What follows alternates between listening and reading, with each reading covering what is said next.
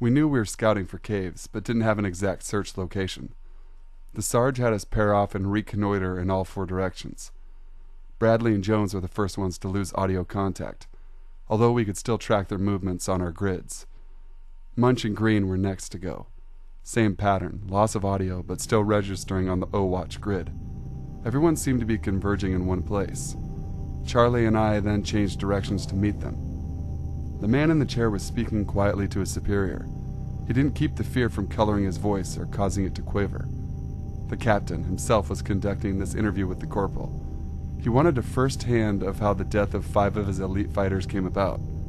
He studied the survivor across from him, letting the man talk freely. We were operating under the assumption they had found the caves, and they had. We followed their tracks inside. That's when we realized we too had lost audio contact. Corporal Bryce's skin was as gray as the chair he sat perfectly upright in, a testament to his training. There was a glass of water and a pack of Marlboro Lights set in front of him on the table. He had been given permission to smoke and so far had ignored the cigarettes, though the captain knew he was a 2-pack-a-day man. Truth is, we weren't prepared, sir. It would have been nice to know just what we were up against.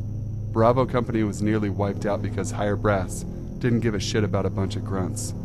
No offense, sir. It's just the reality. The captain noted the bitterness in Bryce's voice, but gestured for him to go on. No one told us these creatures were fast, and I swear, Captain, I'd never been so afraid for my life as when I first saw one of those things hunting me and Charlie. It sucker punches you twice, when you recognize they were once human. The shock of it nearly got me killed. As it was, they took Charlie. Sir, just up and snatched him. Bryce was wearing a pair of protective eye gear, making it tougher for his superior to read his face. Since being retrieved from the mountain, Bryce began suffering from photophobia. It had worsened quickly. The docs, finding no reason for it, thought it must be psychosomatic. The trauma Bryce had gone through, whatever he had witnessed in the warren of the caves, was too much for his brain to process, so he went blind.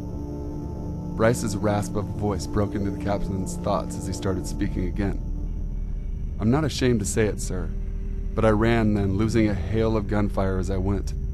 When I reached the mouth of the cave, I rolled out of the entrance, turned, knelt, and brought my scope up to look through the infrared, primed to fire.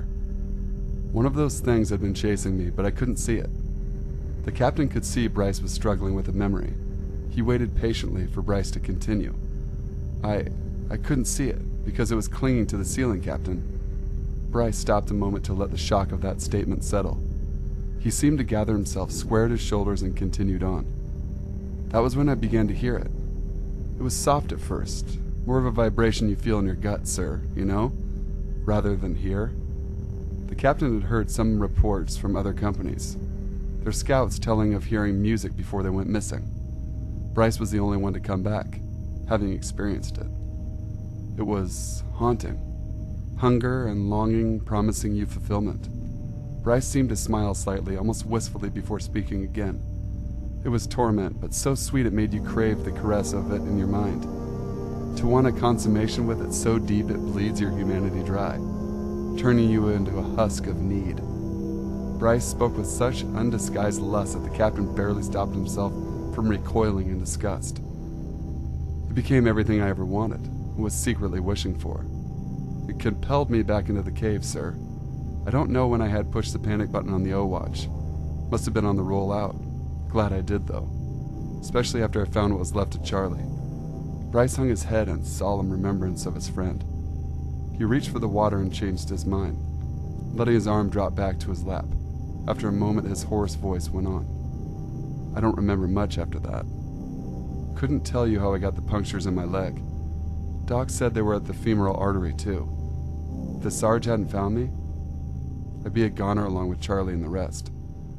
Sarge said I was crumpled there, just barely outside the mouth of the cave, lying on a pile of rock, bleeding out.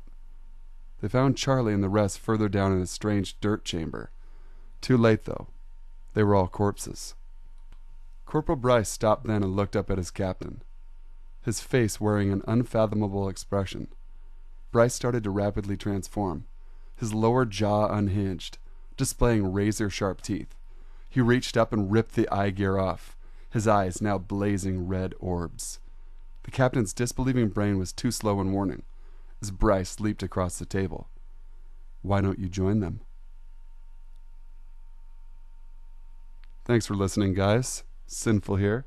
Please make sure to like, comment, share, and subscribe to join the Sinful Nation. Email me your short stories, any true scary story experiences, guys. My email is in the info box below, and I hope everyone's having a great start to their week. And until next time, stay sinful.